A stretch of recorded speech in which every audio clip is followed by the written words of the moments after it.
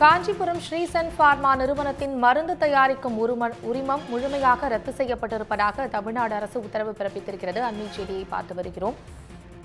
மருந்து தயாரிக்க ஸ்ரீசன் பார்மா நிறுவனத்திற்கான உரிமம் தற்போது ரத்து செய்யப்பட்டிருக்கிறது. உரிமம் முழுவதுமாக ரத்து செய்யப்பட்டு ஸ்ரீசன் பார்மா மருந்து தயாரிப்பு நிறுவனத்துக்கு உத்தரவு பிறப்பிக்கப்பட்டிருக்கிறது.